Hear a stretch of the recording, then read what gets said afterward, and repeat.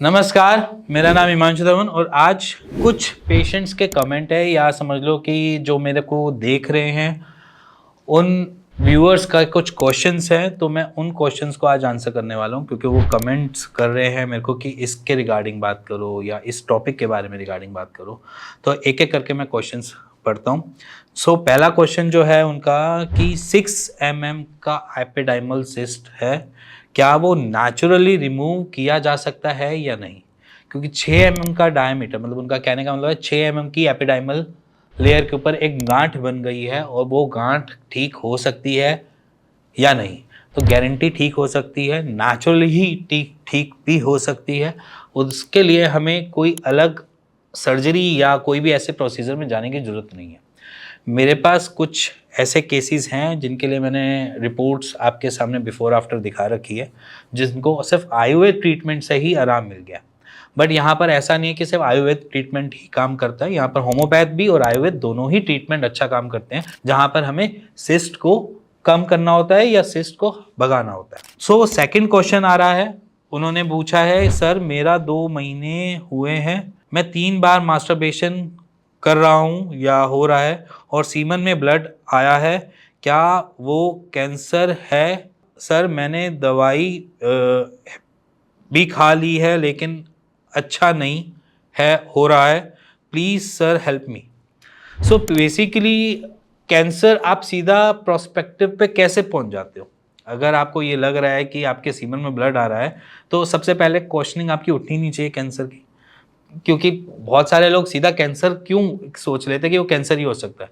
Multiple factors हो सकते हैं, वेसल फट गई तब ब्लड आ गया, क्योंकि 3 बारी मास्टरबेशन करो, मास्टरबेशन आपने बहुत ऐसे रफली करी है कि जिसकी वजह से ब्लड निकल आया हो। दूसरा ये भी हो सकता है कि कोई इन्फेक्शन हो रहा हो जिसकी वजह से वो आ गया हो, या कभी किडनी का स्टोन निकला हो तो ट्रैक में थोड़ा सा ब्लीड हुआ हो, वो सीमेन के साथ आ गया हो।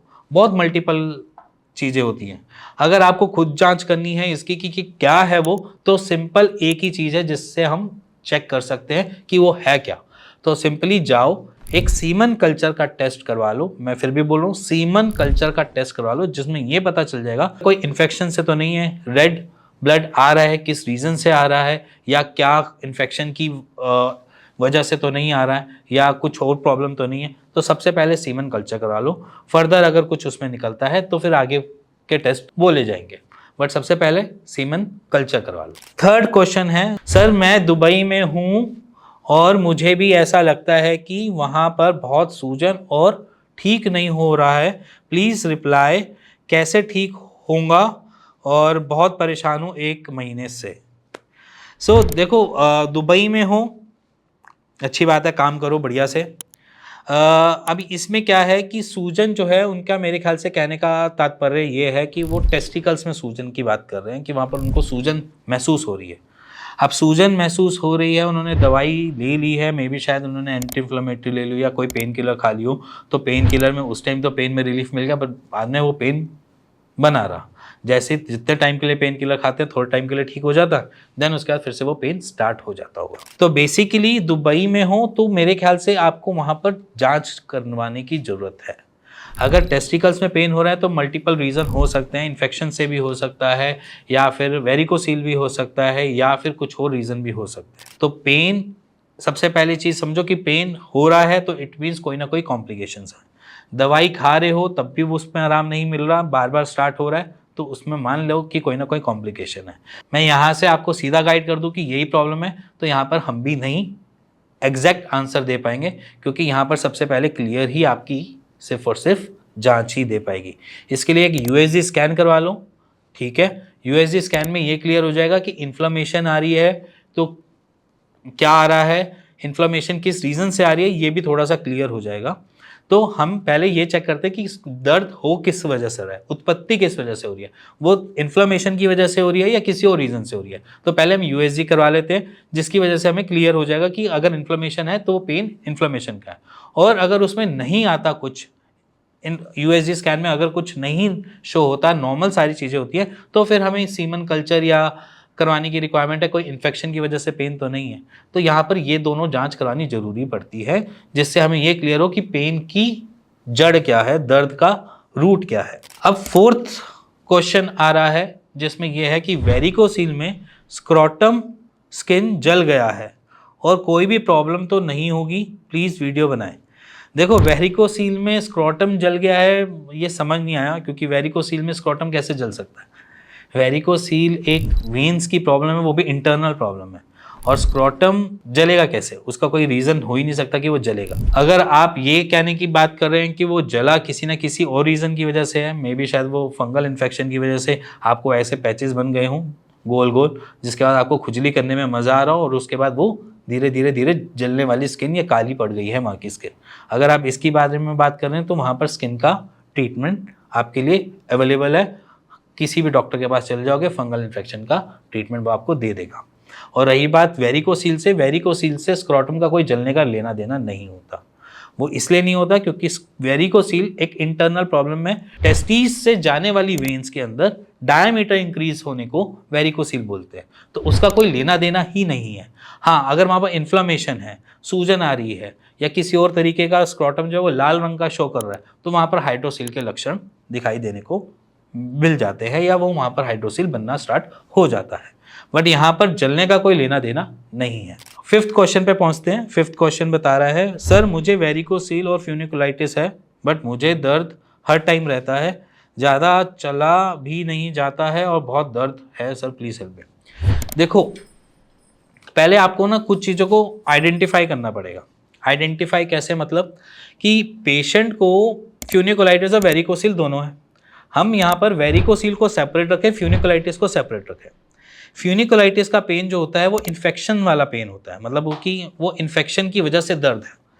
वेरिकोसील का जो दर्द होता है वो दर्द होता है कभी आएगा और चला जाएगा अपने आप ही। हफ्ते में एक बारी आएगा, या 2 हफ्ते में कभी एक बारी आ गया, महीने में 2 या 3 बारी आएगा, या मैक्सिमम हफ्ते में 2 या 3 बारी आएगा। वो परमानेंट दर्द नहीं होता वेरिकोसील का। जो आपको दर्द हमेशा बना हुआ है वो आपका फ्यूनिकुलाइटिस का दर्द बना हुआ है।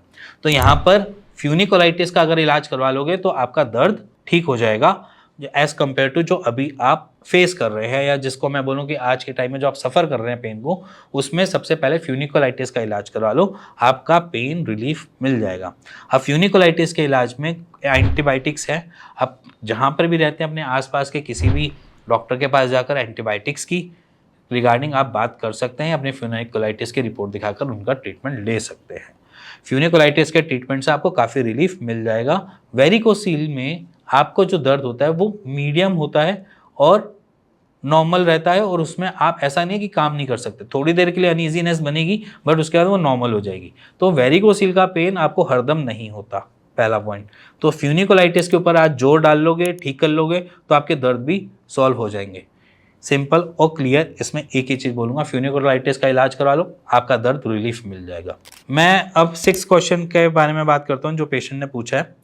सर मैं हार्ट डिजीज़ पेशेंट हूँ, कभी कभी मेरे एग में पेन होता है और यूरिन करते हुए कभी जलन व होता है, सर क्या ये वेरिकोसील है? और वेरिकोसील को आइडेंटिफाई करने के लिए यूएसजी स्क्रोटम टेस्ट से ही हो जाएगा क्या? प्लीज़ रिप्लाई सर, असम से हूँ, एसएसजी मेडिकल। ठीक है। देखो, बेसिकली हार्ट पेशेंट हो और एग, कभी कभी मेरे एग में पेन होता है, एग उनका कहने का मतलब है उनके टेस्टिकल्स में पेन है, उनके अंडकोश में दर्द है, और यूरिन करते हुए जलन भी होती है, और ये क्या वेरिकोसील है? देखो, यूरिन में जलन होने का रीज़न वेरिकोसील नहीं होता। पहली बात सुन लो सबके लिए ये कि वेरिकोसील में पेशाब करते हुए कोई जलन का कोई सिम्टम ही नहीं है। अगर आपको जलन हो रही है तो कुछ और रीज़न हो सकता है।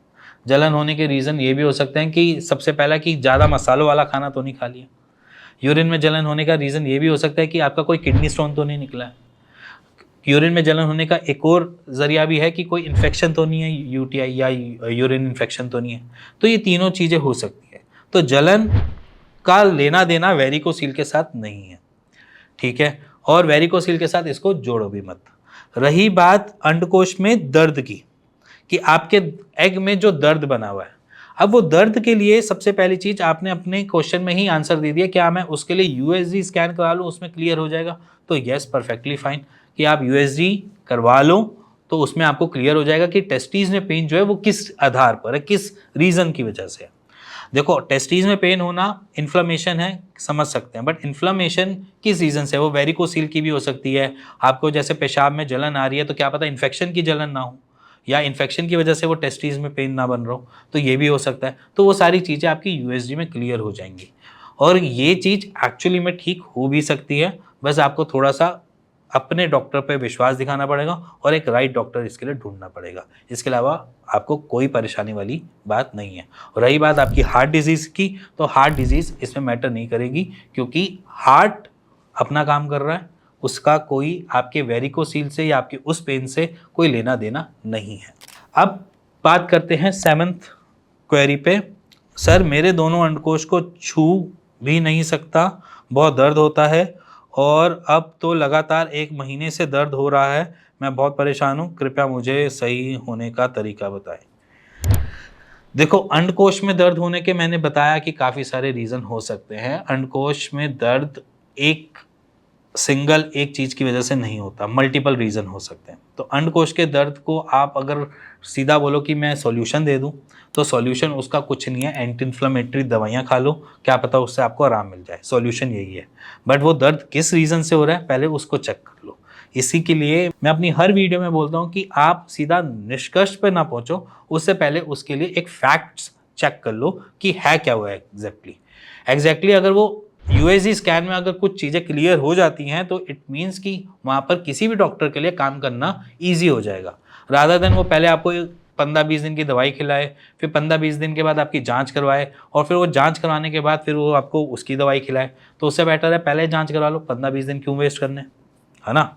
तो 15-20 दिन नहीं वेस्ट करने तो जांच करवा लो, अंडकोश का दर्द की उत्पत्ति का चेक करवा लो, जिससे आपको क्लियर हो जाए कि करना क्या है और क्या नहीं करना है। तो अब मैं पहुंचता हूँ 8th क्वेश्चन, 8th क्वेरी के रिगार्डिंग पेशेंट का ही है। सर मैं एक स्टूडेंट हूँ, ऐसा लग रहा है मुझे भी यह समस्या है वेरिकोसील की।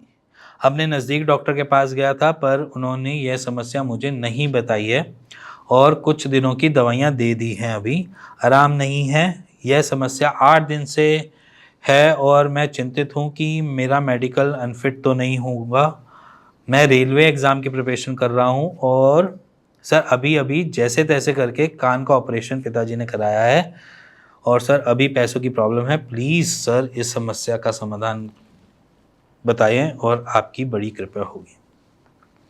देखो क्वेश्चन जो है वो बेसिकली जो क्वेरी कर रहा है उनको अभी खुद क्लियर नहीं है कि वो वेरिकोसील है या फिर वो क्या है, क्योंकि उनके पास उनको लग रहा है कि वेरिकोसील है, उन्होंने डॉक्टर से चेक करवाया बट डॉक्टर ने कुछ उनको डायग्नोज नहीं बनाया है कि वो वेरिकोसील ही है।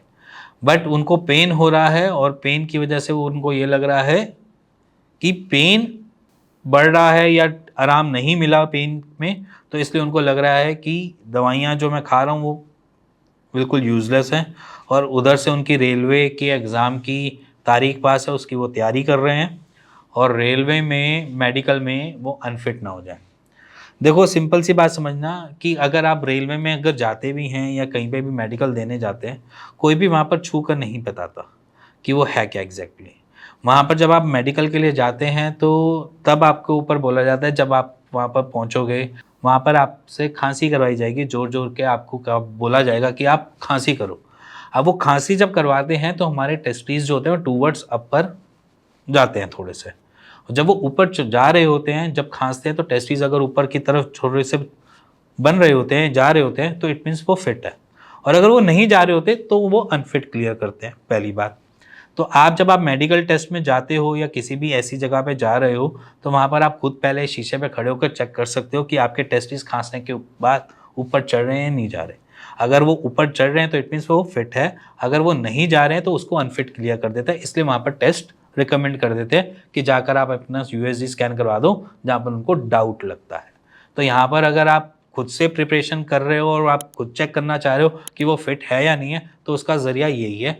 तो आप खुद शीशे में खड़े होकर खांस के देख लो, टेस्टिस को देख लो ऊपर चढ़ रहे हैं या नहीं चढ़ रहे, अंडकोश ऊपर की तरफ आ रहे हैं या नहीं आ रहे। अगर ऊपर आ रहे हैं तो इट मीन्स वो फिट है, ठीक है। रही बात वो वेरिकोसील की डायग्नोस की, तो वेरिकोसील को डायग्नोस करने का एक ही तरीका है, यूएसजी स्कैन करा लो, मत जाओ डॉक्टर के पास, उसी में क्लियर हो जाएगा कि वेरिकोसील है या नहीं। अब रही बात पेन की, देखो पेन होने की मैंने बहुत सारे इन्हीं क्वेश्चंस में आंसर दिए कि बहुत सारे जरिए हैं पेन होने के। पेन से जरूरी नहीं है सिर्फ वेरिकोसील का ही होता है, फ्यूनिकुलाइटिस होता सकता है, स्पर्मेटोसील हो सकता है, और नॉर्मल एक यूरिनरी ट्रैक इन्फेक्शन की वजह से भी हो सकता है। बहुत अलग अलग रीज़न हो सकते हैं। किडनी स्टोन निकला तब भी हो सकता है, किडनी स्टोन में भी हो सकता है टेस्टिस में पेन। तो ऐसा ज़रूरी नहीं होता कि आप हर टेस्टिस के पेन को रिलेट कर लो वेरिकोसील के साथ। तो अगर आपको चेक करना है तो अपना एक अल्ट्रासाउंड करवा लो जिसमें आपको क्लियर हो जाए। और रही बात आपकी अनफिट की या फिट की, वो आप खुद चेक कर सकते हो घर पे बैठ के। अपने वॉशरूम में जाना, शीशे के सामने खड़े होना और नीचे पेंट करना और देख लेना कि आपका फिट है या अनफिट है। इसी के साथ आगे बहुत सारे क्वेश्चंस हैं मेरे ख्याल से। अगर मैं बनाने लगा तो थोड़ी सी रात हो जाएगी और मेरे पास थोड़ी टाइम की कमी है। सो बाकी के क्वेश्चंस को मैं अगली वाली वीडियो में कवर जरूर करूँगा। और अगर आपको कोई ऐसे ही क्वेश्चंस के आंसर चाहिए जो आपके जहन के क्वेश्चंस हैं, तो प्लीज़ आप मुझसे पूछ सकते हैं कमेंट पे। आप मेरे को क्वेश्चन डालिए, मैं उस पर आंसर ज़रूर करूँगा, क्योंकि आपकी प्रॉब्लम का सॉल्यूशन मैं इसी वीडियो में ही दे दूँगा। आपको इधर उधर भटकने की ज़रूरत नहीं है। बट हाँ, जहाँ पर मैं टेस्ट बोलता हूँ तो वहाँ पर टेस्ट करवा लो फॉर फ्यूचर के लिए, क्योंकि जितना आप डिले करोगे टेस्ट को उतना आपके लिए दिक्कत बढ़ेगी। क्योंकि अभी हम क्या करते हैं, जब प्रॉब्लम आती है तो हम उसके लिए कुछ ना कुछ काम करते रहते हैं, कुछ एक्शन परफॉर्म करते रहते हैं। अगर वो एक्शन नहीं परफॉर्म करते हैं तो वो चीज़ बड़ी बन जाती है। मान लीजिए आज एक छोटा सा एक डायमीटर है, माइल्ड डायमीटर, मैं उसको अवॉइड ही करता रहता हूँ, वो धीरे धीरे देखे तो थर्ड ग्रेड में पहुँच जाता है।